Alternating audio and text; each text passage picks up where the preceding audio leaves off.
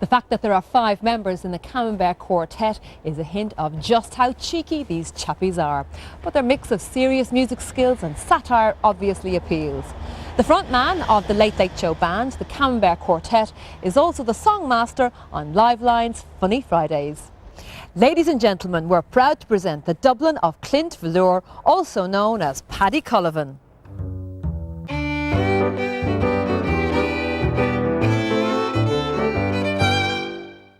It's all about me, it's all about me, it's all about me, it's all about me, it's all about me, it's all about me, it's all about me, it's all about me. So Paddy, Yeah. what was it like growing up here in North Great George's Street in the early 80s? It was pretty amazing, really, I have to say.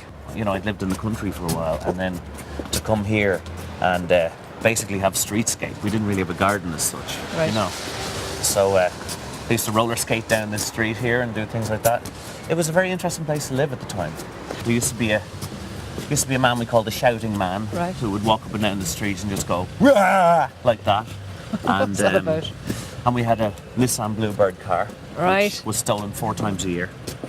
And eventually, you could open it with a house key, and sometimes you might find someone sleeping in it. Oh gosh. Right. But, you know, this is where we lived, and I think everyone here was really brave to come and, you know, do the place up and turn it into a community. And, I mean, no one had a bean. Right. No one had any money at all. So Paddy, here we are at number 40. Yeah. Your old home. Yeah. Is this the way you remember it? That's the fan light that my mother would have restored. These are brand new. These weren't here, but they're fantastic recreations of what used to light the street. And of course, it's a classic 4-story over basement Georgian house. It's got all the original features on it. And of course, down here's the basement where I used to rehearse with the band that's become the band I play with today, give or take a few members.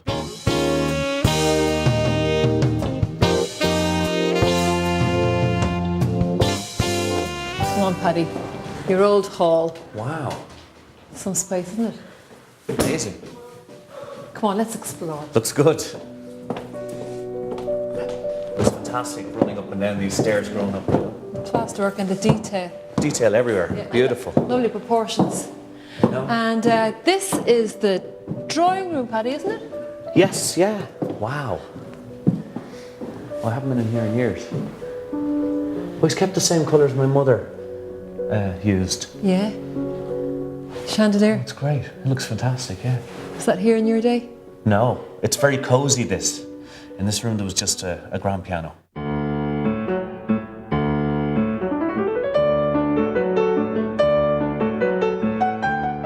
And when the grand piano was here when you were a child, did you run around the space and use it for playing football? Or? Yeah, and played the grand piano. And lots of music went on here. It was great.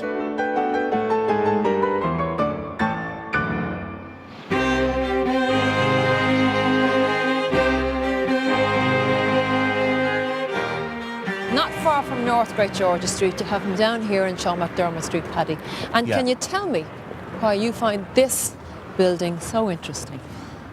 Well, what's interesting to me is that a few hundred feet away from North Great George's Street, you get from a place that people spent their lives doing up and taking care of and making sure we have today. You have this building which is so beautiful and yet completely neglected on a street that was utterly neglected. There was 132 classical buildings on Sean McDermott Street. 85% of those were knocked down over time for whatever reason. It's a Greek revival church by D.C. Ferguson, 1840, and has some beautiful Greek writing actually on top, which you don't get anywhere else in Dublin. It's very unique in Dublin. And I just think it's such a shame it's been neglected and left like this for so long. And not only that, but it was mirroring a beautiful Regency Terrace by George Papworth across the road, which unfortunately was knocked down in 1982. And what we have replacing it is an ESB electrical generator station, which is a pity.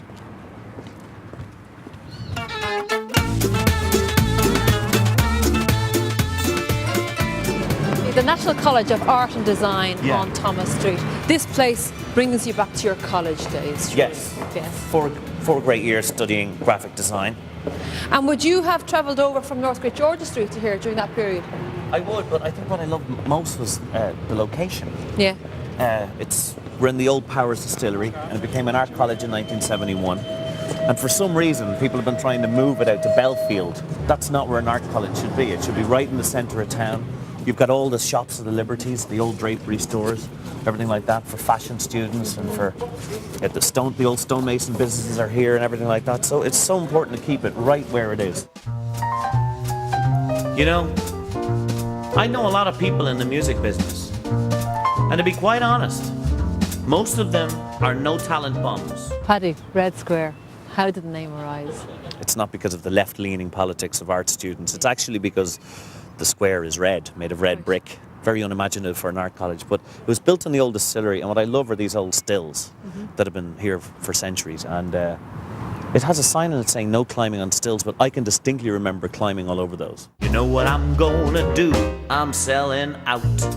So this is the basement of the distillery that was, and it's the current canteen? It's the canteen, yeah, and it's legendary now because it's where we did our first gig in a previous incarnation of the Camembert Quartet. But the band then had about 45 people in it, male and female.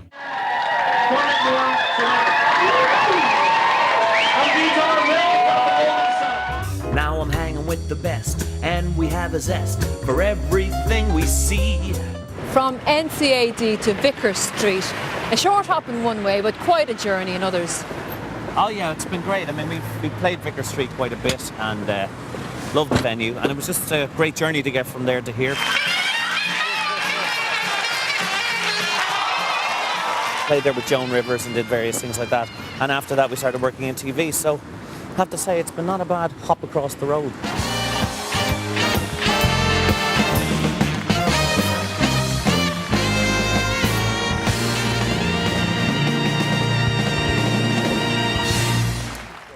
And you can catch Paddy and the guys at the Leviathan Political Cabaret every month.